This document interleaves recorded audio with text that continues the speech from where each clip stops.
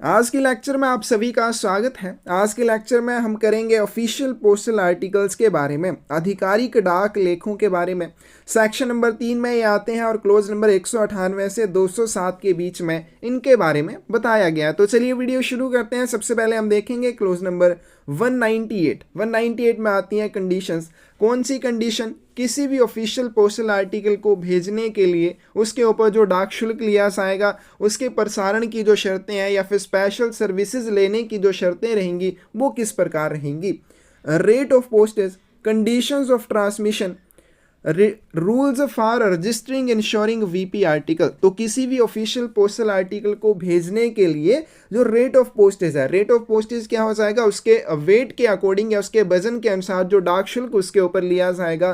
Conditions of transmission, उसके प्रसारण की जो शर्तें रहेंगी। Rules for registering ensuring VP article, उसके बाद उसका पंजीकरण करने के लिए, उसका बीमा करने के लिए और उसको वीपी आर्टिकल के रूप में भेजने के लिए जो नियम है, ये सारी चीज़ें applicable also to official postal articles of same class as for non-official postal articles। तो गैर सरकारी डाक लेखों की समान श्रेणी के आधिकारिक डाक लेखों पर भी लागू होते हैं। जैसे आपने नॉन ऑफिशियल बुक पैकेट भेजा, उस नॉन ऑफिशियल बुक पैकेट के ऊपर जो डाक शुल्क आपसे लिया जाएगा, यानी कि इसके वजन के अनुसार जो चार्जेस लिए जाएंगे, इसके प्रसारण की जो शर्तें होंगी, इसमें भेजे जाने वाली सामग्री है उस चीज़ के बारे में, इसको इसका बीमा करने के लिए, इसकी रजिस्ट्रेशन करने के लिए, इसको वीपी आर्टिकल के रूप में भेजने के लिए जो नियम रहेंगे, सेम वही ऑफिशियल बुक पैकेट को भेजने के लिए भी रहेंगे। मतलब कि नॉन ऑफिशियल की जो श्रेणी है उसमें ऑफिशियल वाली श्रेणी के लिए वही सेम शर्तें लागू रहेंगी। आगे चलते हैं। एक्सेप्शन यहाँ पे दे रखी है। Parcel not contain more than written communication of nature of letter और कैरेक्टर ऑफ पर्सनल कम्युनिकेशन।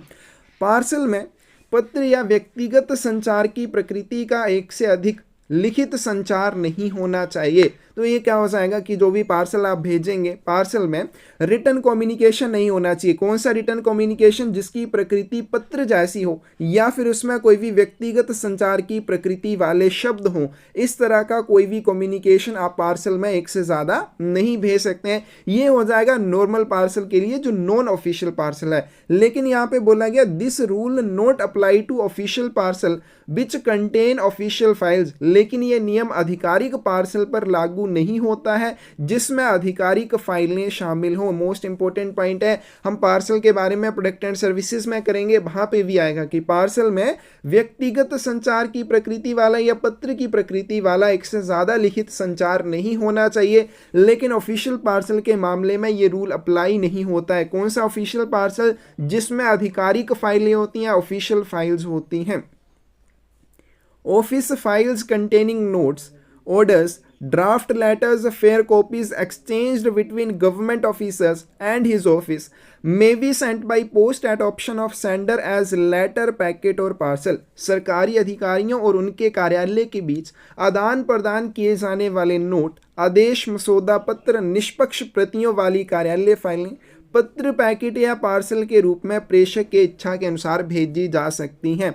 ऐसी ऑफिस फाइल जिसमें कौन सी चीज़ें शामिल हैं? नोट्स शामिल हों, ऑर्डर शामिल हों, ड्राफ्ट लेटर, फेयर कॉपीज शामिल हों, जो किसी भी सरकारी अधिकारी और उसके कार्यालय के बीच में आदान प्रदान की जाती हैं। उनको आप कैसे भेज सकते हैं? तो उनको डाक के माध्यम से पत्र, पैकेट या पार्सल के रूप में भेजा जा सकता है। किसकी इच्छा के अनुसार? प्रेषक की इच्छा के अनुसार, सेंडर की इच्छा के अनुसार।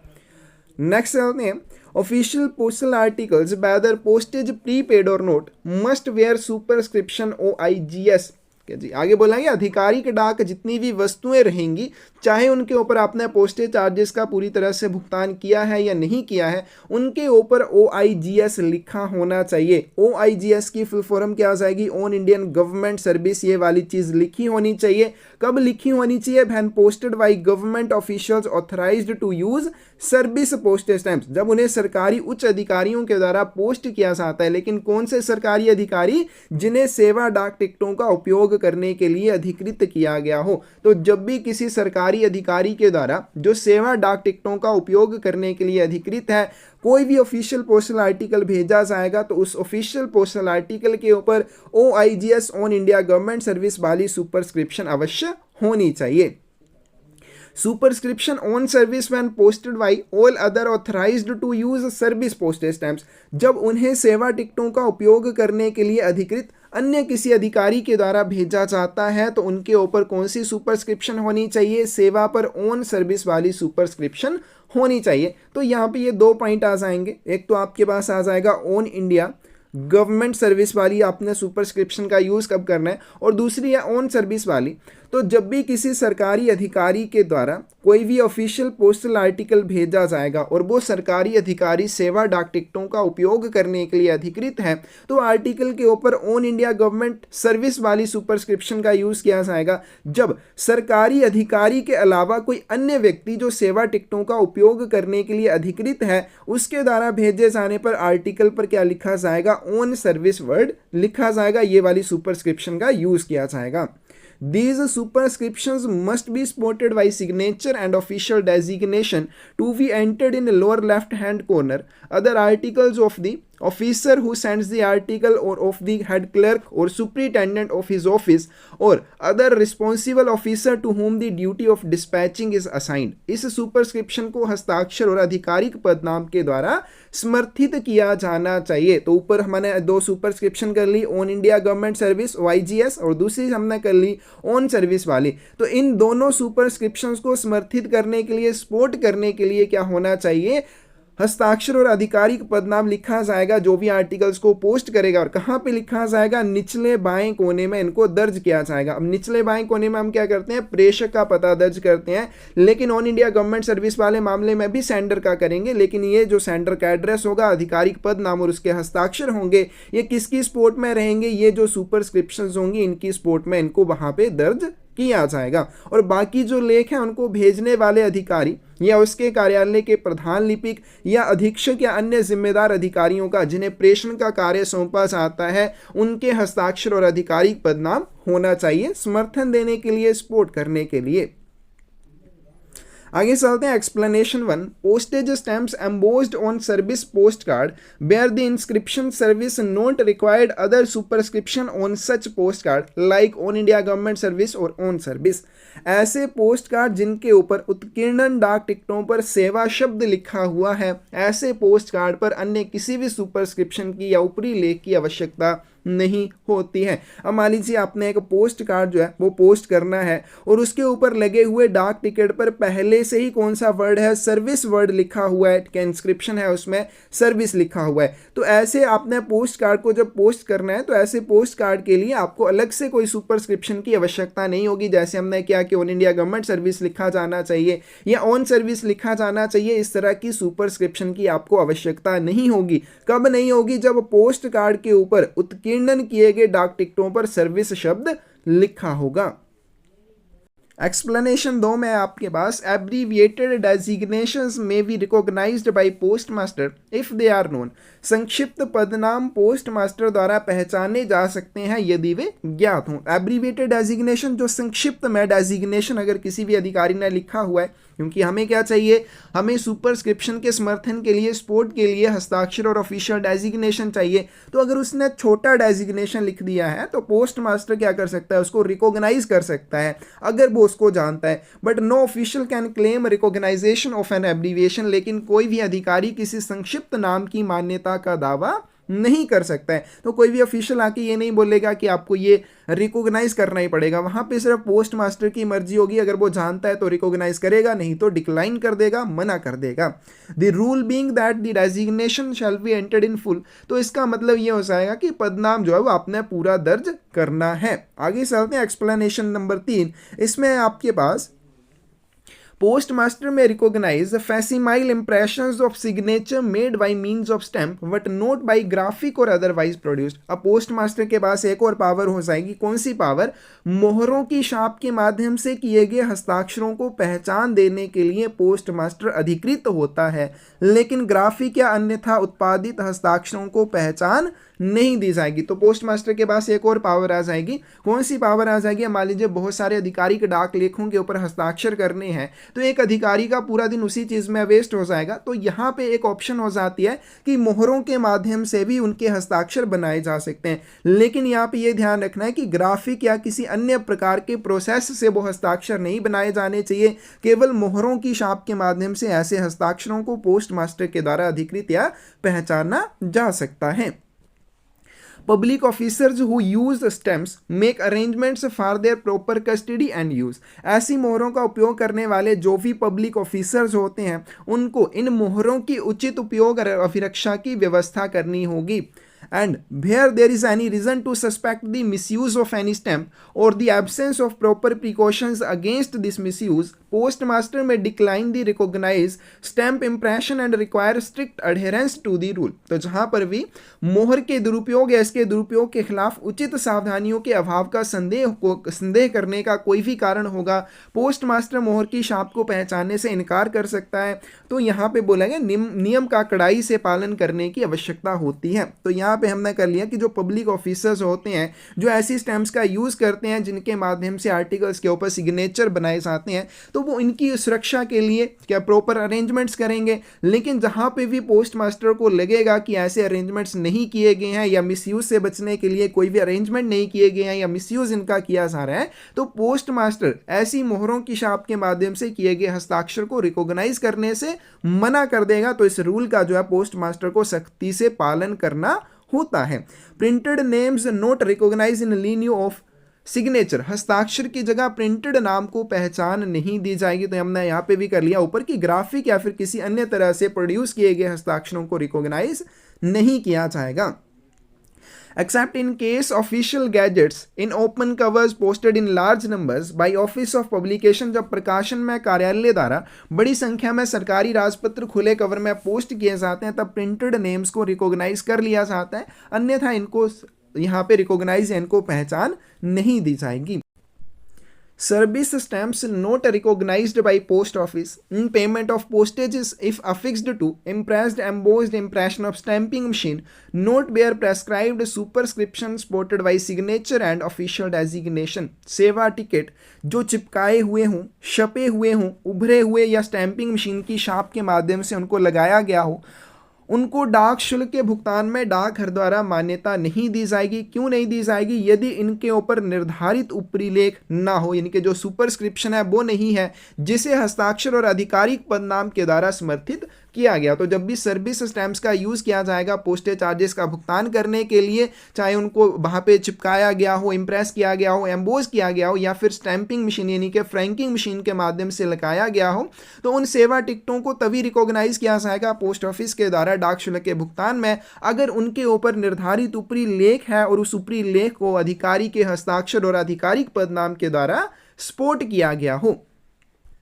Delivery plus redirection of articles superscribed on India government service or on service are governed by official designation of the addressee। On India government service या on service वाले लेखों का वितरण या पुनः प्रेषण प्राप्तकर्ता के आधिकारिक पदनाम द्वारा नियंत्रित किया जाता है। मोस्ट इंपॉर्टेंट ये बन जाता है कि जो भी ऑफिशियल पोस्टल आर्टिकल्स होते हैं जिनके ऊपर ऑन इंडिया गवर्नमेंट सर्विस या ऑन सर्विस वाली सुपरस्क्रिप्शन होती है, उनकी डिलीवरी या रिडायरेक्शन जो है वो कैसे गवर्न की जाती है, कैसे शासित की जाती है। तो यहाँ पे ध्यान रखेंगे प्राप्तकर्ता के आधिकारिक पदनाम द्वारा उनका पुनः प्रेषण और वितरण जो वो किया जाता है। आगे चलते हैं clause number 199, unpaid and insufficiently paid articles. Unpaid मतलब जिनके लिए कोई भी पोस्टेज चार्जेस का भुगतान नहीं किया गया है। इनसफिशिएंटली पेड आर्टिकल जिनके लिए आधे अधूरे चार्जेस का भुगतान किया गया है। On unpaid post card, letter और पैकेट द प्रीपेड रेट। अवैतनिक पोस्ट कार्ड, लेटर कार्ड, पत्र या पैकेट पर प्रीपेड दर के अनुसार शुल्क लिया जाएगा। On an insufficiently paid post card, letter और पैकेट द डेफिशिएंसी, अपर्याप्त भुगतान किए गए पोस्ट कार्ड, पत्र या पैकेट पर कमी के अनुसार शुल्क लिया जाएगा। तो जैसे हमने किया कि जो नॉन ऑफिशियल पोस्टल आर्टिकल्स होते हैं उनके ऊपर जब चार्जेस लिए जाते हैं तो कैसे लिए जाते हैं। अगर वो अनपेड है, अनपेड के लिए आपने जो प्रीपेड रेट है उसके दोगुने चार्जेस का भुगतान करना होता है। इनसफिशिएंटली पेड में क्या होता है, जो डेफिशिएंसी होती है, जो भी कमी होती है उसके अकॉर्डिंग दोगुने चार्जेस का भुगतान करना होता है। लेकिन जो ऑफिशियल पोस्टल आर्टिकल्स होते हैं, आधिकारिक डाक लेख होते हैं, उनके मामले में ऐसा नहीं होता है। उनके मामले में क्या होगा, अगर अनपेड आपने कोई भी पोस्ट कार्ड लेटर या पैकेट भेजा है तो जो भी प्रीपेड रेट पहले मतलब आपने चार्जेस देने थे वही आपको वितरण के समय देने पड़ेंगे। यानी कि 5 रुपये अगर पहले लगने थे उसकी पोस्टिंग से पहले, तो अगर आपने 5 रुपये ये नहीं दिए तो वितरण के समय भी आपसे 5 रुपये ही लिए जाएंगे, इसके दोगुने नहीं लिए जाएंगे। दोगुने कब लिए जाएंगे, जब वो नॉन ऑफिशियल हो जाएगा। दूसरी बात, इनसफिशिएंटली पेड है, 5 रुपये लगने थे, 2 रुपये आपने दे दिए, 3 रुपये नहीं दिए, तो डिलीवरी के समय 3 रुपये का भुगतान आपको वहां पे करना पड़ेगा। Pre payment of postage on parcel is compulsory, parcel पर डाक का पूरा भुगतान अनिवार्य है। तो जो भी पार्सल भेजे जाएंगे ऑफिशियल पार्सल, उनके लिए आपने प्री पेमेंट ऑफ पोस्टेज करनी होती है, डाक शुल्क का पूरा भुगतान करना होता है, नहीं तो उनको पोस्ट नहीं किया जाएगा। बाकी जितनी डाक वस्तुएं होंगी ऑफिशियल पोस्टल आर्टिकल्स में, उनको आप अनपेड या इनसफिशिएंटली पेड भेज सकते हैं। क्लोज नंबर 200 है आपके पास, official entitled to use service stamps, सेवा टिकटों का उपयोग करने के लिए हकदार अधिकारी। Following persons are entitled to use service postage stamps on official postal articles sent by them provided the articles posted related to. निम्नलिखित व्यक्ति उनके द्वारा भेजे गए आधिकारिक डाक लेखों पर सेवा डाक टिकटों का उपयोग करने के हकदार होते हैं, बशर्ते कि वो गवर्नमेंट सर्विस से संबंधित होने चाहिए, ऑफिशियल ड्यूटी से संबंधित होने चाहिए या फिर ऑफिशियल बिजनेस से संबंधित होने चाहिए। अब कोई भी अधिकारी अपने घर वालों को लेटर भेजना चाहता है तो उसको वो ऑफिशियल आर्टिकल के रूप में नहीं भेजेगा। तो ऑफिशियल जिन्हें सेवा डाक टिकटों का उपयोग करने का हकदार है तो निम्नलिखित व्यक्ति हैं, यहाँ पे हम नीचे करेंगे, लेकिन ये निम्नलिखित व्यक्ति उनके द्वारा भेजे गए आधिकारिक डाक लेखों पर सेवा डाक टिकटों का उपयोग तभी कर पाएंगे जब वो इनको गवर्नमेंट सर्विस के अकॉर्डिंग भेजेंगे, ऑफिशियल ड्यूटी से संबंध में भेजेंगे या ऑफिशियल बिजनेस के संबंध में भेजेंगे। अदरवाइज वो इनका यूज नहीं कर सकते हैं अपने पर्सनल यूज के लिए।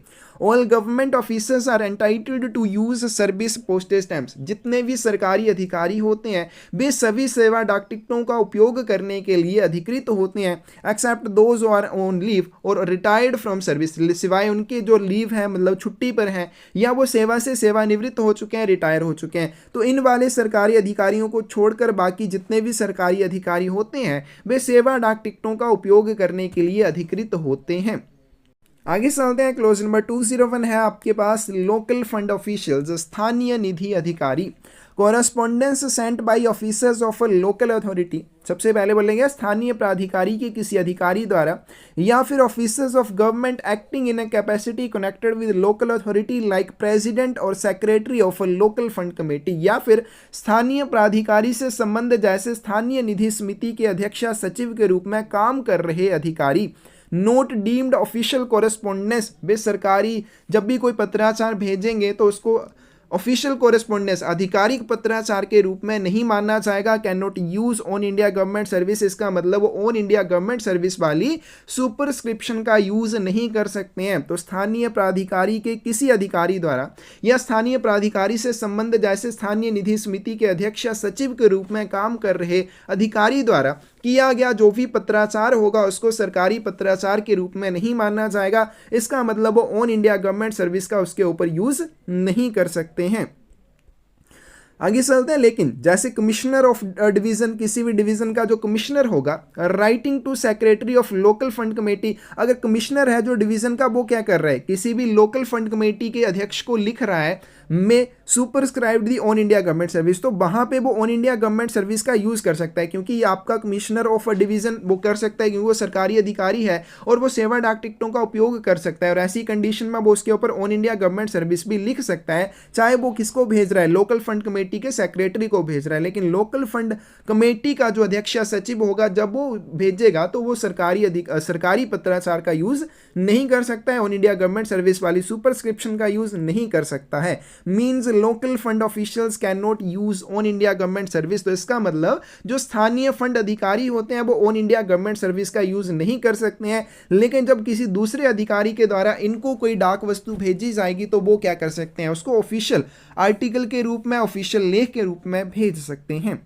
नेक्स्ट चलते हैं clause number 202, procedure if ordinary stamps are used for service stamps. यदि सेवा डाक टिकटों की जगह पे साधारण डाक टिकटों का उपयोग किया जाता है तो क्या किया जाएगा, इंपॉर्टेंट पॉइंट है। If ordinary postage stamps instead of a service stamp is used on official postal article, यदि किसी भी आधिकारिक डाक वस्तु के ऊपर सेवा डाक टिकटों की बजाय साधारण डाक टिकटों का यूज किया जाता है, article will be recognised as an official postal article by post office, तब भी डाकघर के द्वारा उस लेख को आधिकारिक डाक लेख के रूप में मान्यता दी जाएगी। बहुत बार ये पूछा गया है कि आपने सर्विस स्टैम्प्स की जगह पे अगर ऑर्डिनरी स्टैम्प्स का यूज किया है तो क्या पोस्ट ऑफिस के द्वारा उसे आधिकारिक डाक वस्तु के रूप में मान्यता दी जाएगी, बिल्कुल दी जाएगी।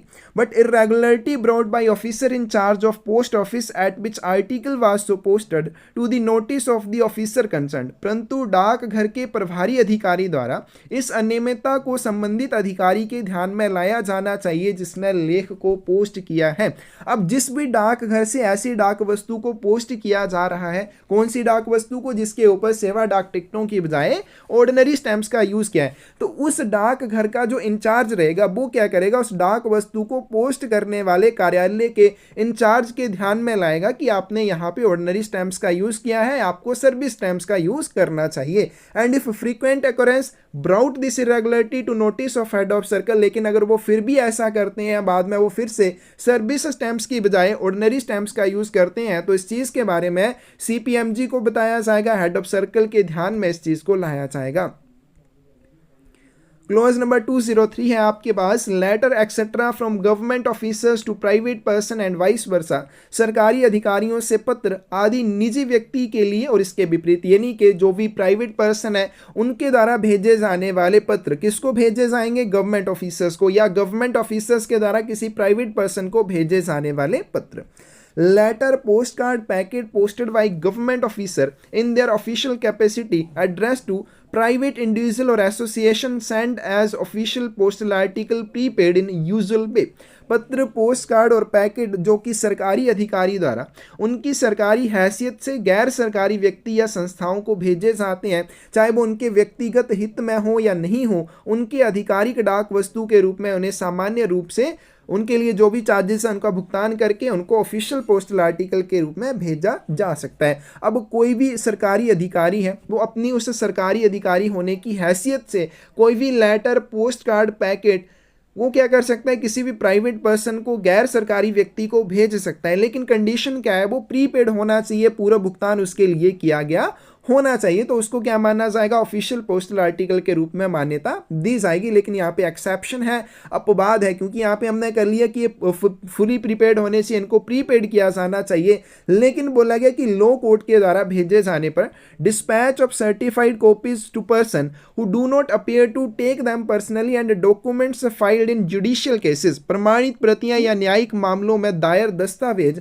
उस व्यक्ति को भेजे जाने पर जो व्यक्तिगत रूप से उनको लेने के लिए नहीं आता है। सेकंड में dispatch of packets containing book और पब्लिकेशंस परचेज्ड फ्रॉम गवर्नमेंट, सरकार से खरीदे गए पुस्तक या प्रकाशन वाले पैकेटों का प्रेषण, इन दोनों को क्या किया जा सकता है, such documents A and B, books or publications may be posted by judicial or other government offices concerned in cover superscribed service unpaid and charged on delivery with prepaid rate. तो यहाँ पे बोला है कि ये जो दो चीजें हैं जिसको लो कोर्ट के द्वारा भेजा जा रहा है या फिर जिनको सरकार से खरीदा जाता है वो वाली बुक या पब्लिकेशन, जब इनको भेजा जाता है किसी प्राइवेट पर्सन के लिए तो इनको क्या कर सकते हैं, ऐसे कवर में भेजा जा सकता है जिसके ऊपर सर्विस अनपेड या फिर लिखा होगा।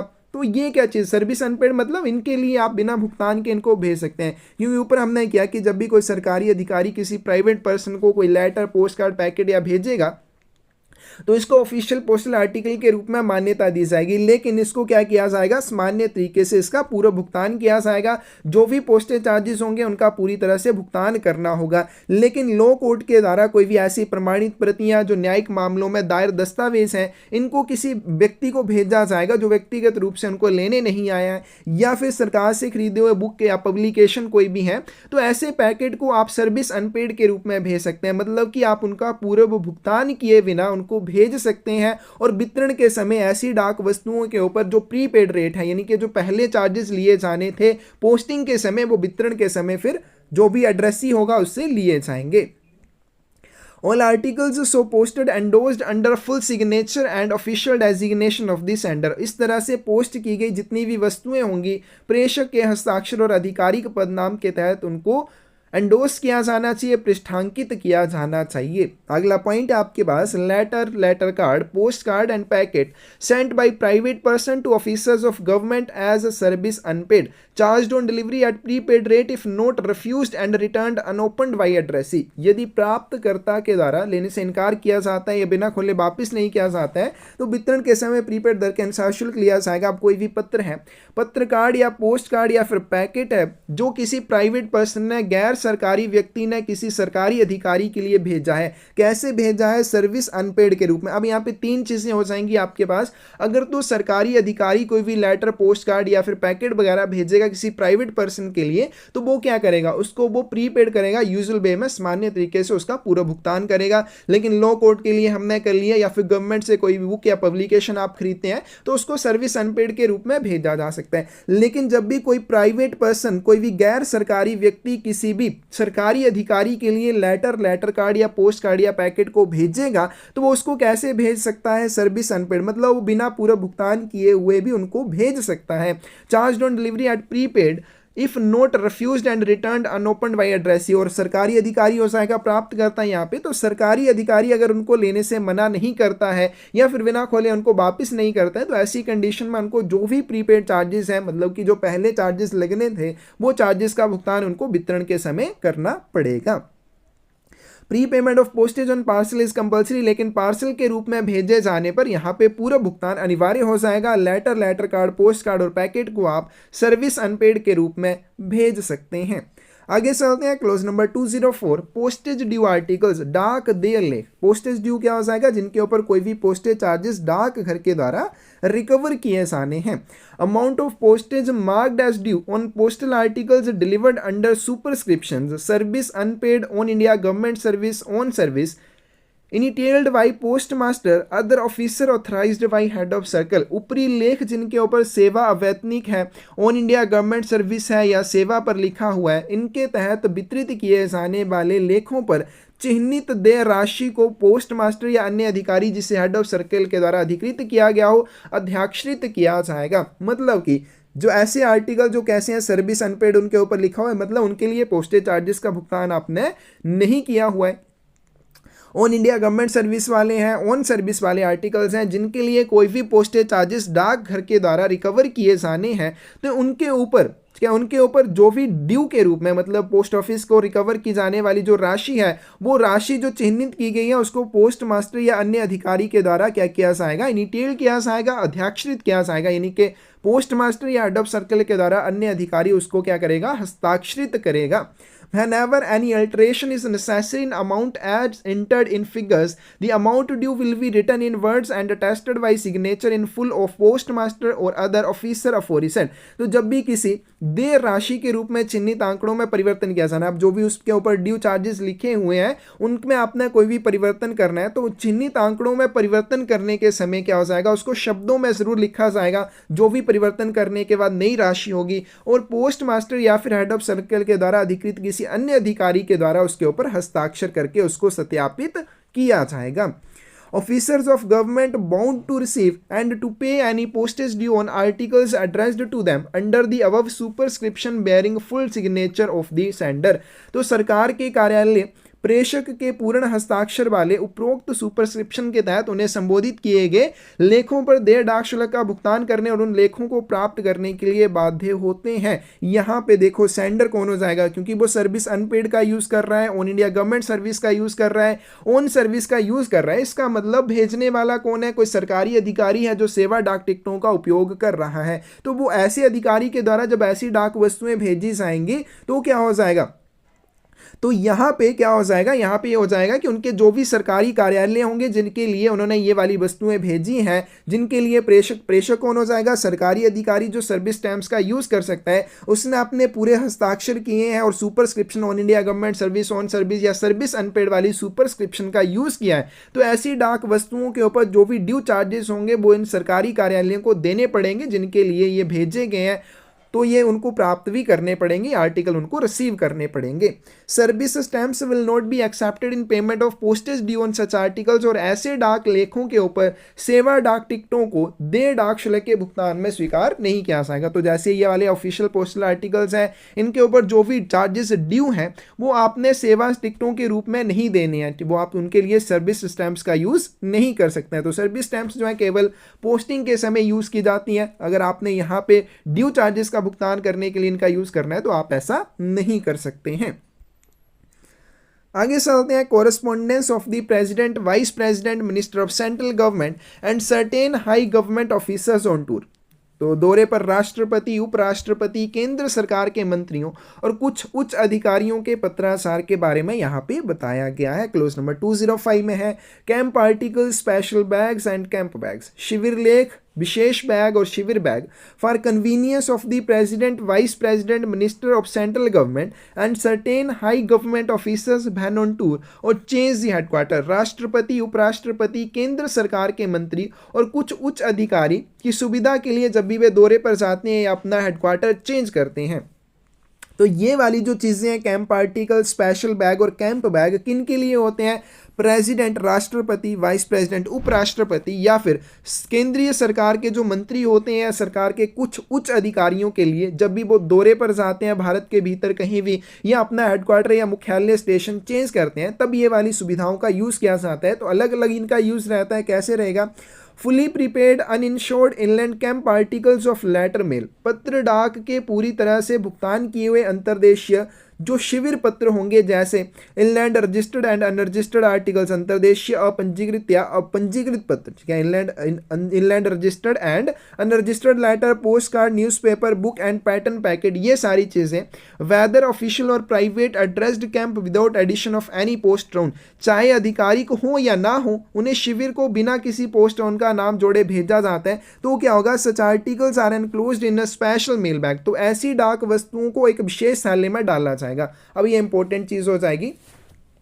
स्पेशल बैग में कौन सी आर्टिकल्स को डालना चाहेगा? स्पेशल बैग में आपके inland registered, unregistered letter, post card, newspaper, book और पैटर्न पैकेट, चाहे वो प्राइवेट किसी व्यक्ति के द्वारा भेजे गए हों, चाहे वो ऑफिशियल हों, मतलब कि चाहे वो आधिकारिक हों, चाहे वो गैर आधिकारिक हों, उनके ऊपर अगर आपने क्या किया हुआ है? कैंप को संबोधित किया हुआ है बिना किसी पोस्ट टाउन का नाम जोड़े, तो ऐसे डाक लेखों को उस अधिकारी के लिए, जिस अधिकारी के लिए इन डाक वस्तुओं को भेजा है, क्या होगा? उसके लिए स्पेशल मेल बैग में इन्हें डाला जाएगा। ऐसी वस्तुओं को उस प्रत्येक अधिकारी के लिए विशेष डाक थैले में संलग्न किया जाना चाहिए जो अपने मुख्यालय में अनुपस्थित हो। Otherwise deliver to him in ordinary way, अगर तो वो कार्यालय में अनुपस्थित है तब तो स्पेशल मेल बैग में डाला जाएगा। अगर वो कार्यालय में स्थित है तो साधारण तरीके से बाकी डाक वस्तुओं के साथ उसका भी वितरण हेडक्वार्टर में कर दिया जाएगा। तो अन्यथा डाकघर के माध्यम से उस पोस्ट टाउन को संबोधित अन्य लेखों के साथ ऐसे लेखों का सामान्य तरीके से उसके मुख्यालय में उसको वितरण कर दिया जाएगा। लेकिन अगर वो अपने हेडक्वार्टर में नहीं है तो इनको स्पेशल मेल बैग के अंदर डाल के भेजा जाएगा। Registered list placed in every special bag, ये भी क्वेश्चन पूछा जाता है कि स्पेशल बैग में क्या रजिस्टर्ड लिस्ट होती है, पंजीकृत सूची होती है? बिल्कुल, जो स्पेशल बैग होते हैं उनमें रजिस्टर्ड लिस्ट भी होती है और इसमें क्या रहता है? Detail of registered article if any. अगर इसमें स्पेशल बैग में कोई भी पंजीकृत डाक वस्तु भेजी जा रही है तो उसके विवरण किसमें रहेंगे? रजिस्टर्ड लिस्ट में रहेंगे। Registered article should be tallied with registered list, अब उसके अंदर जो भी रजिस्टर्ड आर्टिकल डाले गए होंगे उनको रजिस्टर्ड लिस्ट के साथ उनका मिलान किया जाएगा। List should be signed in token of receipt of registered article detailed in it. अब जो भी सरकारी अधिकारी होगा वो क्या करेगा? जो रजिस्टर्ड लिस्ट होगी, पंजीकृत सूची होगी, इसमें विस्तृत पंजीकृत लेखों की उसने प्राप्ति कर लिया, उसके टोकन में, उसके सबूत में वो इस रजिस्टर्ड लिस्ट के ऊपर हस्ताक्षर करेगा। Returned with empty bag to postal official delivering the mail, इसके बाद वो क्या करेगा? डाक वितरित करने वाले अधिकारी को खाली थैलों के साथ लौटा देगा। यानी कि जो भी पोस्ट ऑफिस का अधिकारी ये सारी वस्तुएं वितरित करने के लिए आया होगा उसको क्या करेगा? थैलों के साथ ये रजिस्टर्ड लिस्ट वापस कर देगा। Special bag will be delivered on all days including Sunday and holiday, विशेष बैग जो है रविवार और छुट्टी सहित सभी दिनों पर वितरित किए जाते हैं। कैंप बैग और स्पेशल बैग हमारे पास वॉल्यूम 5 में भी आएंगे, वहां पे भी इस चीज़ के बारे में हम करेंगे। तो विशेष बैग जो होते हैं इनको रविवार वाले दिन और छुट्टियों वाले दिन, चाहे कोई सा भी डे होगा, इनको वितरण जो है वो सभी दिन किया जाता है। Only articles addressed to camp of an officer can be included in special bag for that officer. केवल शिविर को संबोधित लेख किसी अधिकारी के लिए उस अधिकारी के विशेष थैले में बंद किए जाएंगे। तो स्पेशल बैग में क्या होगा, केवल शिविर को, कैंप को संबोधित कोई भी लेख है वही उस अधिकारी के लिए जिसके लिए वो विशेष थैला बनाया जा रहा है उसमें उनको इंक्लूड किया जाएगा, शामिल किया जाएगा। Post office can not discriminate between official article और प्राइवेट आर्टिकल और आर्टिकल एड्रेस्ड बाय नेम और आर्टिकल एड्रेस्ड बाय डेजिग्नेशन। डाकघर आधिकारिक डाक लेख हो चाहे वो प्राइवेट आर्टिकल हो, उन्हें नाम से या पदनाम से संबोधित किया गया हो, इन सभी आर्टिकल्स में कोई भी भेदभाव नहीं करेगा पोस्ट ऑफिस के लिए। जैसे नॉन ऑफिशियल पोस्टल आर्टिकल्स हैं वैसे ही पोस्ट ऑफिस के लिए ऑफिशियल पोस्टल आर्टिकल्स रहेंगे, कोई भी डिस्क्रिमिनेशन यहाँ पे नहीं की जाएगी। Article addressed to post town only sent to post town. कोई भी डाक वस्तु अगर उसे पोस्ट टाउन को संबोधित किया जाता है तो उसको कैंप में कभी नहीं भेजा जाएगा, उसको हमेशा कहाँ पे भेजा जाएगा, पोस्ट टाउन को ही भेजा जाएगा। No article whether addressed camp or post town redirected in transit. कोई भी लेख चाहे कैंप को या पोस्ट टाउन को संबोधित किया गया उसे पारगमन के दौरान पुनः प्रेषित नहीं किया जाएगा। ठीक है, कोई भी आर्टिकल चाहे उसे कैंप को भेजा गया हो चाहे पोस्ट टाउन को भेजा गया हो, आप उसको ट्रांजिट या पारगमन के दौरान, प्रसारण के दौरान उसकी रिडायरेक्शन या पुनः प्रेषण नहीं कर सकते हैं। Articles addressed neither to post town nor camp. अब कोई आर्टिकल है जिसे ना तो पोस्ट टाउन को भेजा गया और ना ही कैंप को भेजा गया है, will be sent to headquarter station of the officer concern. तो यहाँ पे संबंधित अधिकारी के मुख्यालय स्टेशन को उस डाक वस्तु को भेजा जाएगा। Parcels, money orders, insured articles, VP articles on which any charge is due cannot be delivered in special bag and therefore be addressed to a post town। अब यहाँ पे क्या चीज़ बोली है, मोस्ट इंपॉर्टेंट है कि जो पार्सल होते हैं, मनी ऑर्डर होते हैं, इंश्योर्ड आर्टिकल, बीपी आर्टिकल या फिर ऐसे आर्टिकल जिनके ऊपर कोई भी पोस्टेज चार्जेस डाक घर के द्वारा रिकवर किए जाने हैं, उनको विशेष थैलों में वितरित नहीं किया जाएगा। इसलिए उन्हें कहाँ भेजा जाना चाहिए, पोस्ट टाउन के पते पर भेजा जाना चाहिए। तो विशेष थैले जो स्पेशल बैग होते हैं उनमें parcel, money order, insured article, VP article या फिर ऐसे आर्टिकल जिनके ऊपर कोई भी पोस्टेज चार्जेस डाक घर के द्वारा रिकवर किए जाने हैं उनको कभी भी विशेष थैलों में डिलीवर नहीं किया जाएगा। इसलिए उन्हें हमेशा पोस्ट टाउन को ही भेजा जाना चाहिए। Such article if addressed camp or without the addition of a post town liable to be sent to the headquarter station। यदि ऐसे लेखों को बिना किसी पोस्ट टाउन का नाम जोड़े कैंप को संबोधित किया जाता है तब भी इनको कहाँ भेजा जाएगा, मुख्यालय स्टेशन को भेज दिया जाना चाहिए, क्योंकि इनका वितरण जो है स्पेशल बैग में नहीं किया जाएगा। स्पेशल बैग में नहीं किया जाएगा इसलिए आप इनको कैंप में नहीं भेजेंगे, आप इनको पोस्ट टाउन में भेजेंगे। लेकिन आपने इनको कैंप को संबोधित कर दिया तब इनको कहाँ भेजा जाएगा, उस अधिकारी के हेडक्वार्टर स्टेशन को भेज दिया जाएगा। इनको समझ के याद करना, रट्टा मारने की कोशिश बिल्कुल मत करना, क्योंकि ये भूल जाएंगे। फिर समझ के याद रखना कि अब उनको पोस्ट टाउन को नहीं भेजेंगे या उनको कैंप को नहीं भेजेंगे तो पोस्ट टाउन को भेजा जाएगा। अगर आपने कैंप को संबोधित कर दिया है तो अब क्योंकि कैंप को भेज नहीं सकते तो इसलिए उनको क्या करेगा, हेडक्वार्टर स्टेशन को भेज दिया जाएगा। In camp bag, office files or other official papers may also be transmitted by post to or from the camp of high officers. Camp bag में कार्यालय फाइलें और अन्य आधिकारिक कागजात भी उच्च अधिकारियों के लिए कैंप को या कैंप से भेजे जा सकते हैं। अब यहाँ पे हम थोड़ा सा स्पेशल बैग और कैंप बैग के डिफरेंस के बारे में देख लेते हैं। स्पेशल बैग और कैंप बैग जो इनमें कन्फ्यूजन रहती है, होते क्या है। तो स्पेशल बैग में जैसे हमने किया कि जब भी कोई अधिकारी कहीं दौरे पर जाता है तो या फिर अपना हेडक्वार्टर स्टेशन चेंज करता है तो ऐसी कंडीशन में उसके लिए जो भी, चाहे वो प्राइवेट हो चाहे ऑफिशियल लेटर्स हो यानी कि आर्टिकल्स हो, वो उसके लिए भेजे जाएंगे तो उनको स्पेशल बैग में डाल के अधिकारी के लिए भेज दिया जाता है। लेकिन कैंप बैग जो इसमें क्या रहता है, जब भी कोई अधिकारी अपने सेक्रेटरीट से या हेडक्वार्टर से बाहर जाता है, अपने मुख्यालय या सचिवालय से बाहर जाता है कहीं पे कैंप पर, तो हेडक्वार्टर स्टेशन और उसके कैंप के बीच में जो भी कार्यालय की फाइलें या कार्यालय के जो कागजात होते हैं, ऑफिशियल फाइल्स या ऑफिशियल पेपर्स का जो एक्सचेंज किया जाता है, उसके लिए कैंप बैग का यूज जो है वो किया जाता है। तो हेडक्वार्टर स्टेशन और कैंप में गए हुए अधिकारी के बीच में जब भी ऑफिशियल फाइल्स या ऑफिशियल कोरेस्पोंडेंस, ठीक है, वो भेजा जाना है, ऑफिशियल फाइल्स या ऑफिशियल डॉक्यूमेंट्स जो भी होते हैं वो आदान प्रदान किए जाने हैं, तो उसके लिए कैंप बैग का यूज किया जाता है। तो यहाँ पे कोई भी लेटर्स वगैरह की बात नहीं होती है। स्पेशल बैग में लेटर्स वगैरह डाल के भेजे जाते हैं स्पेशल बैग में।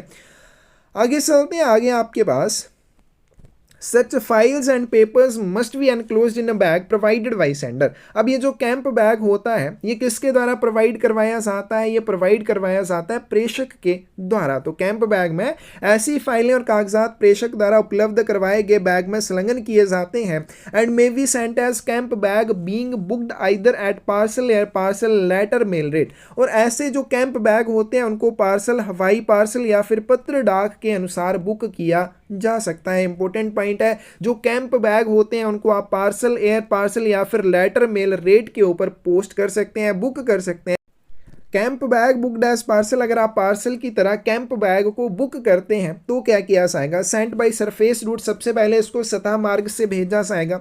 सेकंड आपके पास charged with postage, postage payable on parcel being 10 kg registration fee and incidental charges 16 rupees. तो डाक शुल्क जो है वो कैसे लिया जाएगा?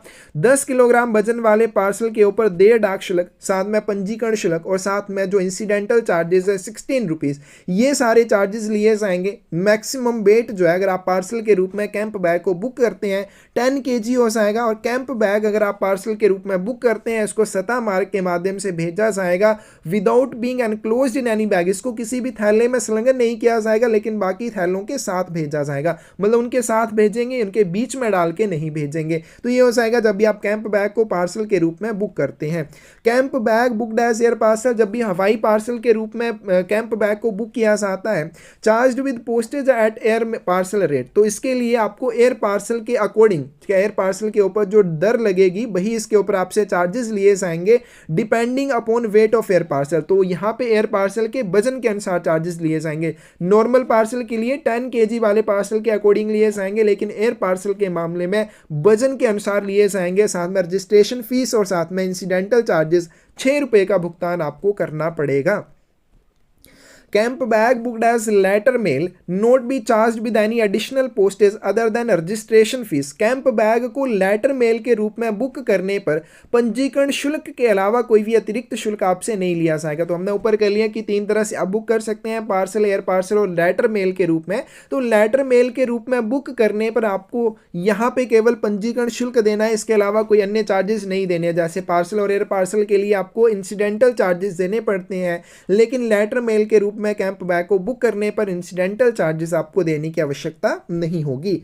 All charges including incidental charges on camp bags book as parcel और air parcel should be prepaid in service stamps। Camp bag को पार्सल या हवाई पार्सल के रूप में बुक करने पर आकस्मिक शुल्क सहित अन्य सभी डाक शुल्क सेवा टिकटों के रूप में प्रीपेड होने चाहिए। तो जब भी आप कैंप बैग को पार्सल या एयर पार्सल के रूप में बुक करेंगे उसके लिए जो भी पोस्टेज चार्जेस बनेंगे उनको आपको सर्विस स्टैम्प्स के रूप में प्रीपेड करना होगा, पूरा भुगतान आपको उनका करना होगा। Camp bag booked and delivered on all days including Sunday and post office holiday. Camp bag रविवार तथा डाकघर अवकाश सहित सभी दिनों पर बुक किया जा सकता है और वितरित भी किया जा सकता है। तो कैंप बैग और स्पेशल बैग जो है रविवार और डाकघर अवकाश वाले दिनों पर भी बुक किए जाते हैं और उनका वितरण किया जाता है।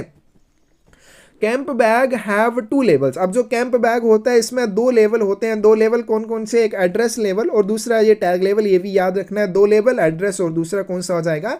टैग लेवल हो जाएगा। एड्रेस लेवल must bear name and full address of addressee. यहाँ पे दूसरी चीज क्या बोली गई है? पते वाले लेवल पर प्राप्तकर्ता का नाम और पूरा पता होना चाहिए। Service postage stamps should be affixed on right hand upper corner of tag लेवल। और यहाँ पे जो सेवा डाक टिकट चिपकाए जाएंगे वो कहाँ पे चिपकाए जाएंगे? Right hand upper corner. कौन से राइट हैंड अपर कॉर्नर के? जो टैग लेवल का राइट हैंड अपर कॉर्नर होगा वहां पे इनको चिपकाया जाएगा। आगे चलते हैं, क्लोज नंबर 206 है। क्लोज नंबर 206 में आपके आते हैं tour programme of high officers entitled to special bag. विशेष बैग के हकदार उच्च अधिकारियों का जो दौरा कार्यक्रम है, मतलब वो कहाँ पे टूर पे जाएंगे ताकि उनकी डाक वस्तुएं उनको वहीं पर भेजी जा सकें, इस चीज़ के बारे में उन्हें किसको सूचना देनी होगी? For camp correspondence it is essential that officer should give the post office timely and exact information of his movement. शिविर पत्राचार के लिए आवश्यक होगा कि अधिकारी डाकघर को समय पर तथा अपने दौरे की सटीक जानकारी प्रोवाइड करेंगे। लेकिन अधिकारी जो है ये जानकारी कौन से पोस्ट ऑफिस में या कौन से पोस्ट ऑफिस ऑफिसर को देंगे, इस चीज़ के बारे में मोस्ट इंपॉर्टेंट क्वेश्चन बनते हैं। Information should be furnish. इस जानकारी में कौन कौन सी चीज़ें शामिल होनी चाहिए? डेट एंड टाइम, सबसे पहले दिनांक और समय कि कौन सी तारीख को कौन से समय पर वो अपने टूर पर जाएंगे। Departure and arrival at each place to be visited, उनके द्वारा विजिट किए जाने वाले प्रत्येक स्थान पर पहुंचने का समय या वहां से उनको छोड़कर जाने का समय। रूट टू बी फॉलोड, कौन से रूट पे जाएंगे। हॉल्ट्स टू बी मेड, और कौन कौन सी जगह पे वो विश्राम करेंगे, पड़ाव अपना डालेंगे। How to several journey be performed, पूरी यात्रा जो वो कैसे की जाएगी, बस से करेंगे, ट्रेन से करेंगे, शिप से करेंगे, ये सारी चीज़ें, चाहे नियमित या विशेष ट्रेन या बोट या स्टीमर जैसे भी वो करते हैं पूरी यात्रा, उस चीज़ के बारे में ये सारी इंफॉर्मेशन उनको प्रोवाइड करवानी होती है। आगे चलते हैं, आगे आपके पास tour programme should also show whether, दौरा कार्यक्रम, और उसमें कौन सी चीज़ें दर्शाई जाएंगी। जो दौरा कार्यक्रम रहेगा, routing of oil camp articles through post and closing of special bags containing such camp articles is decide. सबसे पहले डाक के माध्यम से जितने भी कैंप आर्टिकल्स हैं उनको किस मार्ग से भेजा जाएगा, इस चीज़ के बारे में दर्शाया गया होगा। और ऐसे जो शिविर लेख हैं उनको विशेष सैलों में बंद करना वांछित है, मतलब उनमें बंद करके इनको भेजना है, इस चीज़ के बारे में भी उसमें दौरा कार्यक्रम में बताया जाएगा। एंड और conveyance of camp bags from the secretariat to high officers in camp and vice versa, उसके बाद सचिवालय से शिविर के बैगों को शिविर में उच्च अधिकारियों तक ले जाना या इसके विपरीत, ये सारी चीजें जो है ये भी टूर प्रोग्राम में दर्शाई जाएंगी। आगे चलते हैं, high officer postal authority to be furnished with tour programme, और यहाँ पे दिया उच्च अधिकारी, और उस अधिकारी का जो दौरा कार्यक्रम है वो किसे प्रोवाइड करवाया जाएगा। सबसे पहले प्रेसिडेंट की बात करें, राष्ट्रपति, काउंसिल ऑफ मिनिस्टर्स, ठीक है, मंत्रिमंडल जो होता है, वाइस प्रेसिडेंट, उपराष्ट्रपति, इन सभी का जो टूर प्रोग्राम है वो director general post new Delhi को बताया जाएगा। स्टेट गवर्नर्स की बात करें, जो राज्य के गवर्नर होते हैं, राज्य के राज्यपाल होते हैं, उनका दौरा कार्यक्रम पोस्ट मास्टर जनरल पीएमजी को बताया जाता है। और डीजी डायरेक्टर जनरल, अब एक चीज ध्यान रखनी है कि पोस्ट ऑफिस में केवल महानिदेशक डाक डायरेक्टर जनरल ही ऐसा हाई ऑफिसर है जिसे कैंप बैग वाली सुविधा उपलब्ध करवाई जाती है, और इसका दौरा कार्यक्रम जब भी भेजा जाएगा सभी हेड ऑफ सर्कल, सर्किल प्रमुख, जितने भी सर्किल प्रमुख हैं उन सभी को भेजा जाता है। आगे चलते हैं, tour programme should be furnished well in advance, और टूर प्रोग्राम जो है आपको पहले से ही प्रस्तुत करना है, ये नहीं कि जिस समय आप जाने वाले हैं उसी समय आप प्रोवाइड करवा रहे हैं, आपको पहले से ही अग्रिम में वो प्रोवाइड करवाना होता है। एनी अल्ट्रेशन और चेंज इन टूर प्रोग्राम, उसके बाद टूर प्रोग्राम में कोई भी अल्ट्रेशन या चेंज करना चाहते हैं, मतलब उसमें कोई भी परिवर्तन आप करना चाहते हैं, give information with detail to postal authorities to whom the tour programme was originally furnished, जिसको आपने पहले दौरा कार्यक्रम प्रस्तुत किया था, जिस भी डाक अधिकारी को प्रस्तुत किया था, उसी अधिकारी को आपने उस चेंज के बारे में, उस अल्ट्रेशन के बारे में बताना होगा। And also direct to local superintendent, और इसके साथ साथ जो स्थानीय अधीक्षक होगा उसको भी इस चीज के बारे में निर्देश दिए जाएंगे। अब मान लीजिए जैसे प्रेसिडेंट है, राष्ट्रपति कहीं दौरे पर जाते हैं तो उसका दौरा कार्यक्रम director general post new Delhi को दिया जाएगा। अब मान लीजिए उसके दौरा कार्यक्रम में कोई भी अल्ट्रेशन या चेंज की जानी है तो उस चेंज के बारे में भी डायरेक्टर जनरल पोस्ट को बताया जाएगा, और लोकल सुपरिटेंडेंट को भी इस चीज के बारे में निर्देश दिए जाएंगे। एनी अल्ट्रेशन और चेंज इन यहाँ पे हो जाएगा। और साथ में लास्ट क्लोज है आपके पास 207 articles for persons accompanying high officers on tour. अब जब भी दौरे पर उच्च अधिकारी जाएंगे तो वो अकेले नहीं जाएंगे, उनके साथ और भी व्यक्ति जाते हैं। उनके लिए post office does not recognise the right of such persons to the privilege, डाकघर ऐसे व्यक्तियों के विशेषाधिकार के हकदार को मान्यता नहीं देता है। और यहाँ पे दूसरी चीज बोली है, post office does not make any special arrangements in respect of their correspondence, डाकघर उनके पत्राचार के संबंध में कोई भी विशेष व्यवस्था नहीं करता है। मतलब उन अधिकारियों के साथ जाने वाले व्यक्तियों के पत्राचार के लिए, उनके पत्राचार के वितरण के लिए कोई भी विशेष अरेंजमेंट डाकघर के द्वारा नहीं किए जाएंगे। तो ये था आपके पास ऑफिशियल पोस्टल आर्टिकल्स के बारे में, आधिकारिक डाक वस्तुओं के बारे में। क्लोज नंबर 198 से 207 सेक्शन नंबर 3 में ये आते हैं। मोस्ट इंपॉर्टेंट ये टॉपिक है, कहाँ पे ऑन इंडिया गवर्नमेंट सर्विस का यूज किया जाना है, कहाँ पे ऑन सर्विस का यूज किया जाना है, कहाँ पे सर्विस का यूज किया जाना है। और जब भी इनको इनसफिशिएंटली प्रीपेड करके या फिर बिना प्रीपेड करके भेजा जाता है तब इसके ऊपर चार्जेस कैसे लिए जाएंगे, कौन से अधिकारी जो है सेवा डाक टिकटों का उपयोग कर सकते हैं, सभी सरकारी अधिकारी कर सकते हैं सिवाय उनके जो छुट्टी पर गए या सेवा से सेवानिवृत्त हो चुके हैं। और टूर प्रोग्राम जो वो किसे बताया जाना चाहिए। बहुत सारे इंपॉर्टेंट यहाँ से क्वेश्चन बनते हैं एग्जाम में, 2 क्वेश्चन यहाँ से जरूर पूछे जाते हैं, अच्छे से समझ के आपको इसे कर लेना है। बाकी यहाँ पे आज की वीडियो के लिए इतना ही। कोई भी आपको डाउट हो कमेंट सेक्शन में आप पूछ सकते हैं। धन्यवाद।